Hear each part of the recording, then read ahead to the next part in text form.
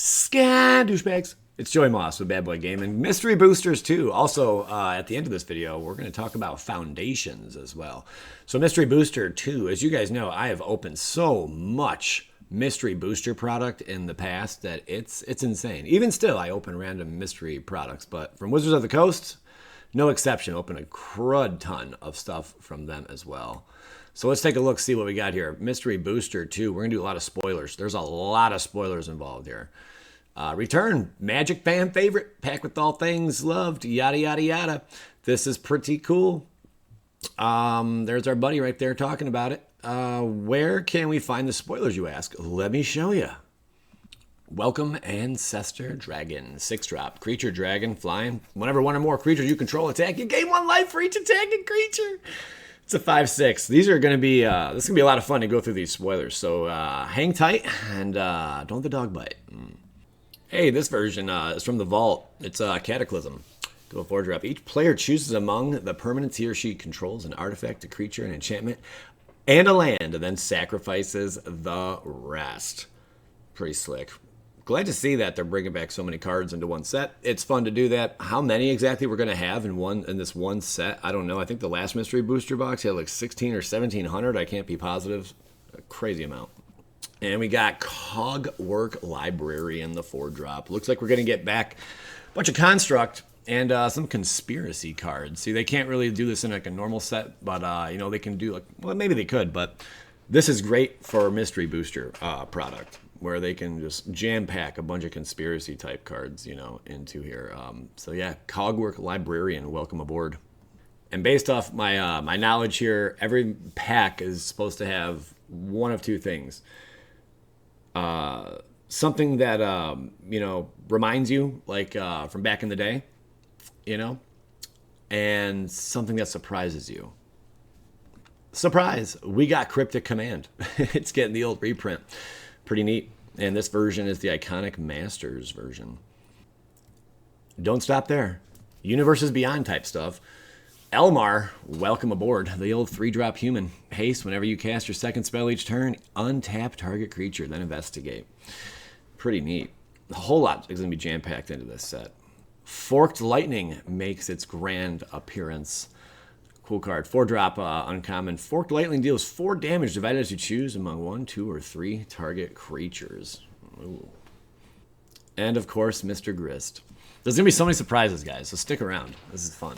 So, yeah, Grist, the Hunger Tide, getting the old reprint. I think right now, what is this, like a $5, $6 card? Something like that. So, pretty neat. Some Planeswalkers. Hopefully we get more Planeswalkers this time around. I think last time we were kind of limited to, like, what was it, like 5 Planeswalkers or something? It didn't seem like a whole lot anyway, you know. And then good old Horned Turtle. The artwork on this one cracks me up, man. So, Horned Turtle, welcome aboard. Was that Portal?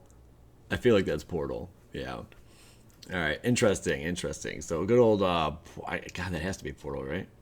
I like how it says 2024 in there. That's amazing, man. Okay. Keeping it rolling.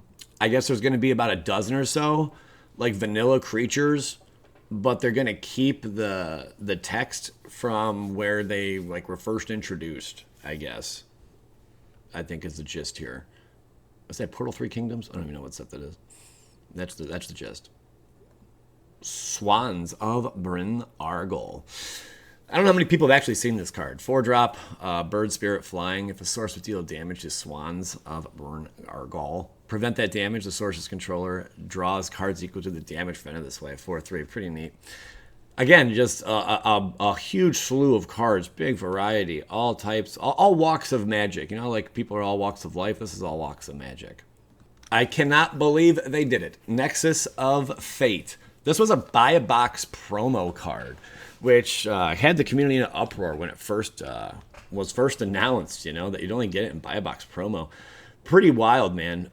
Again, this is a game-breaking type of card that was just really difficult to deal with, man. You get like some kind of loop going, and it was silliness. So welcome aboard, Nexus. D&D. Say hello. Tasha's Hideous Laughter. Great card, man. Each opponent exiles cards from the top of their library until that player has exiled cards with total mana value of 20 or more. Yep. Tasha's Hideous Laughter in the mystery product. Still want to know how many cards are supposed to be in the set. If anyone knows that, let me know. of course, foil.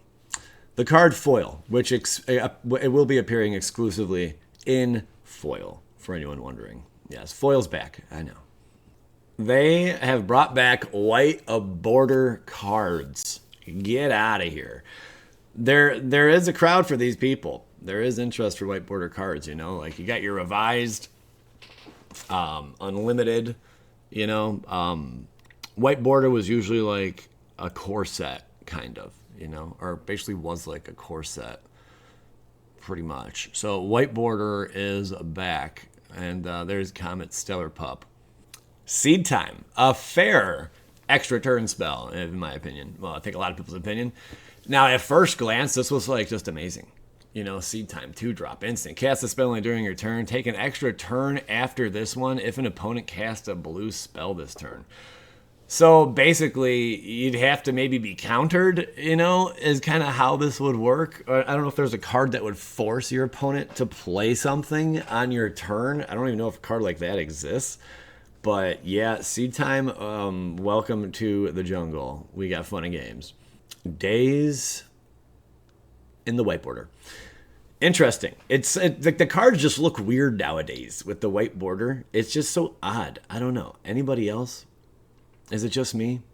It almost looks out of place, you know? Like you got white border with like kind of somewhat modern cards, you know? Days was printed, what, 10 years, 15 years ago? I don't even know how long ago. Quite some time ago.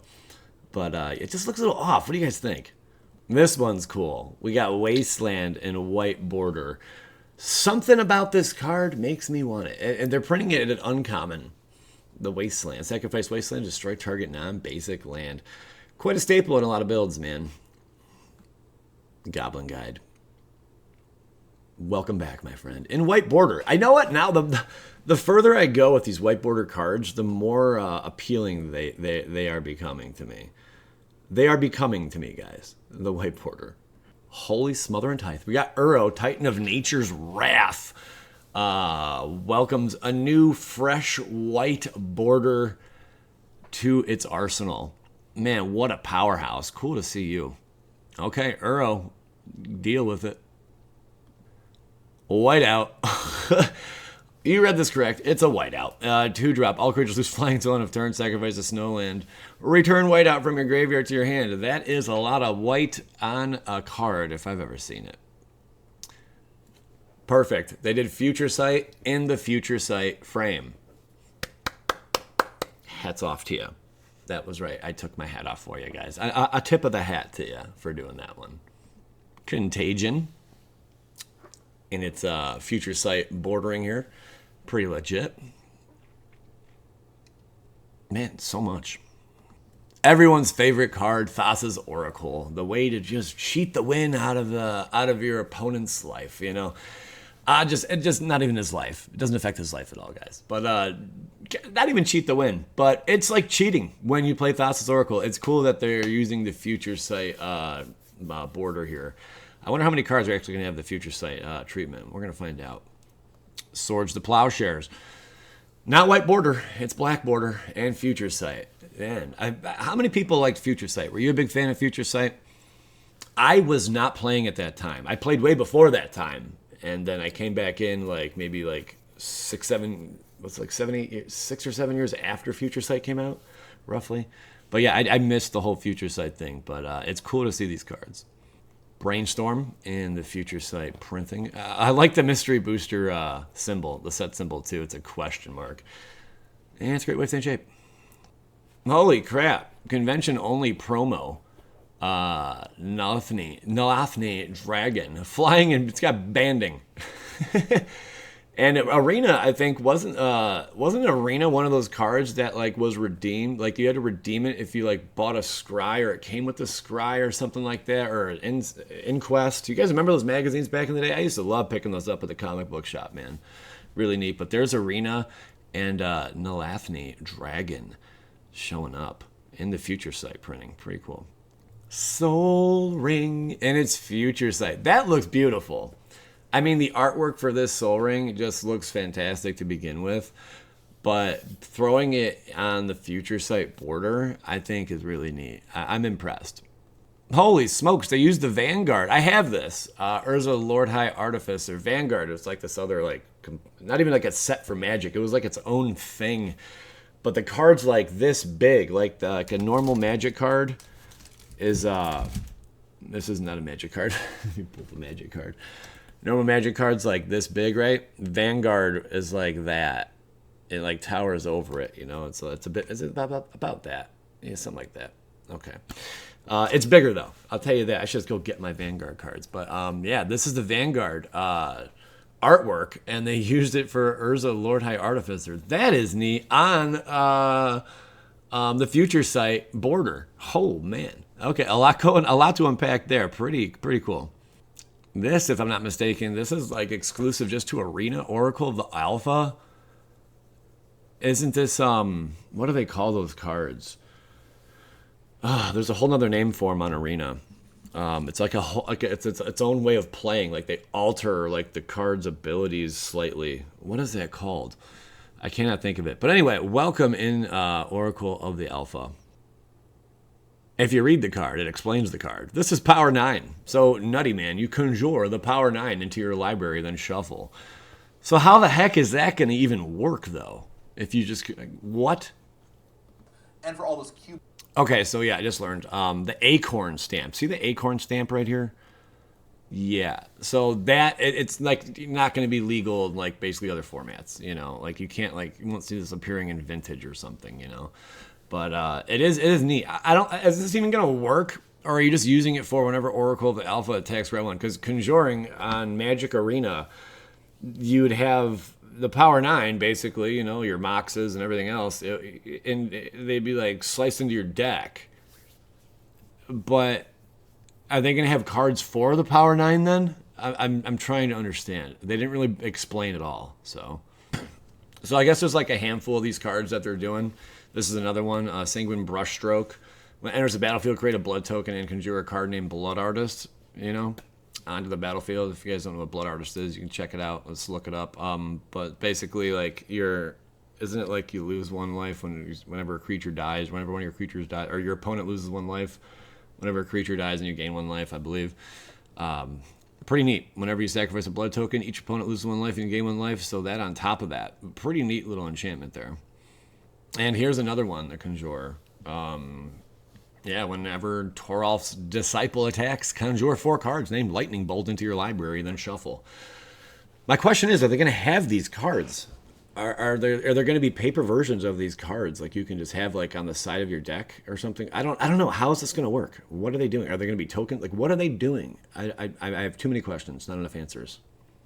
Mox Poison, Dan Frazier, icon in the artist world of Magic the Gathering, but if Mox Poison 0-drop artifact, add 1 mana of any color, you get 2 poison counters. Oh boy. Okay, that's spicy. You're gonna die quick. If you're gonna die, it's gonna be because you chose to die. You know, you don't lose. We don't lose. We let them win, right? That's kind of like how this goes here. Mox Poison, get out of here. And here's the big Behemoth Kozilek completed Phyrexian Eldrazi.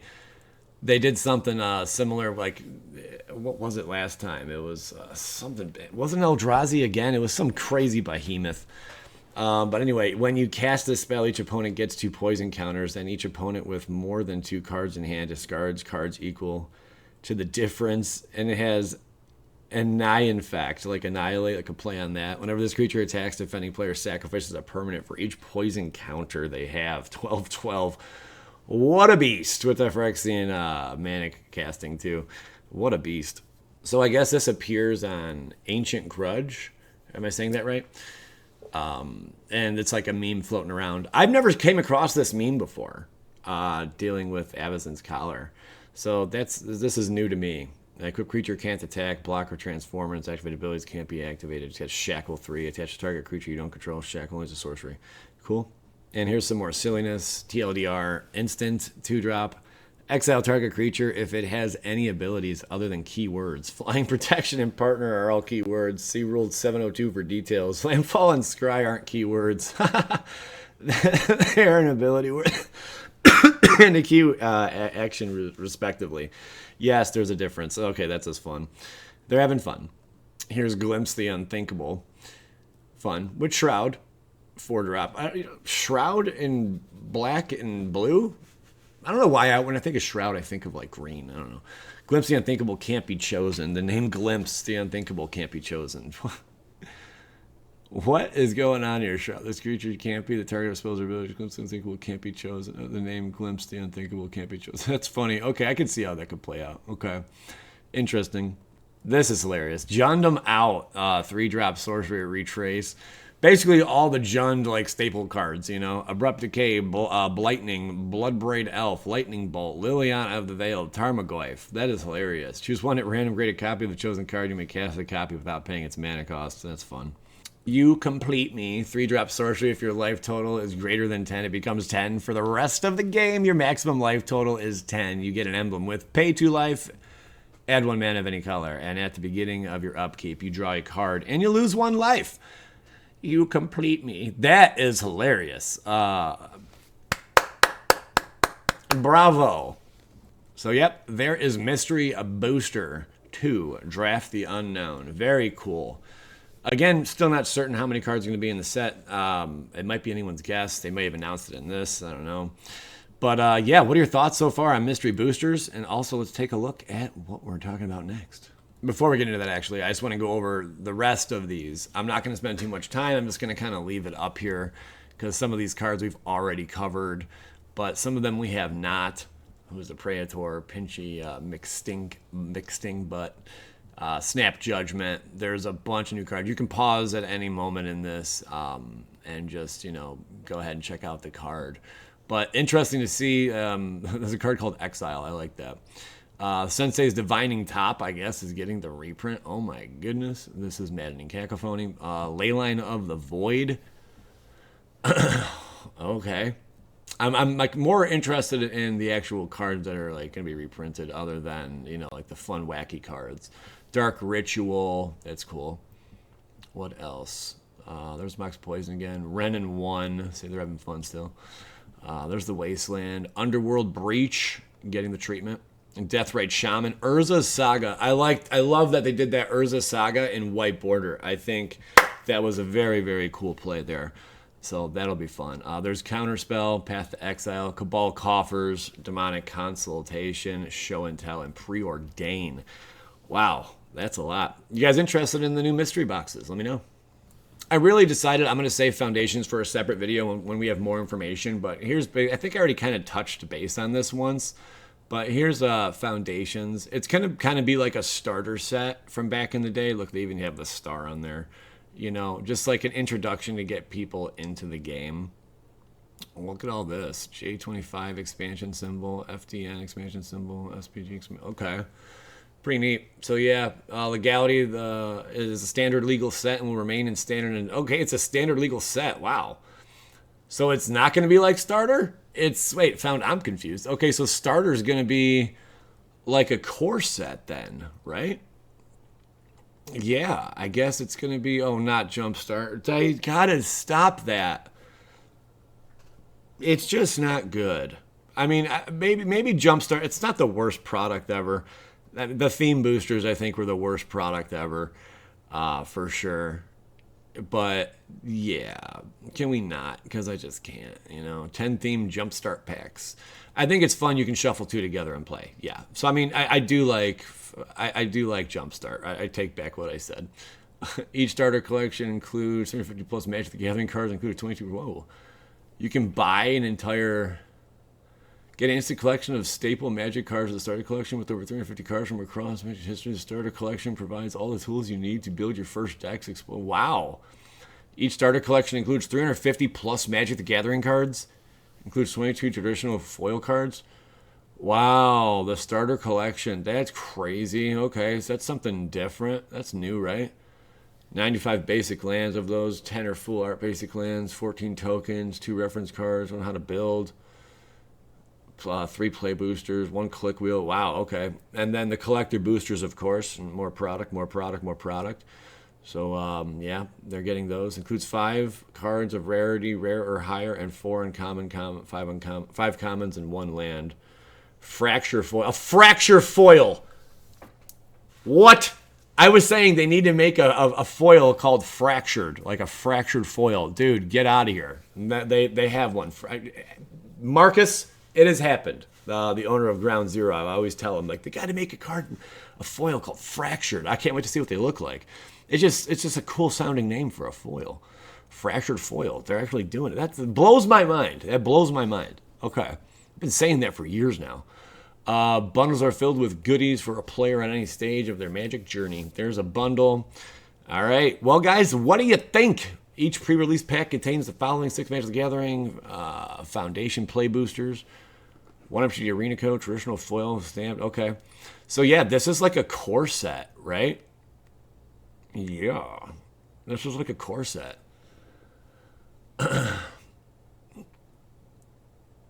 Yeah, we'll get more info on this one. That's why I didn't want to go over it too much. But yeah, there's Foundations in a nutshell. Oh, guys, if you made it this far in the video, thank you for watching. I'm Joey Moss, Bad Boy Gaming. Let me know your thoughts in the comments. Are you excited for Foundations? Are you excited for Mystery Boosters? I'd love to hear about it. Thanks for tuning in. And as always, skadoosh.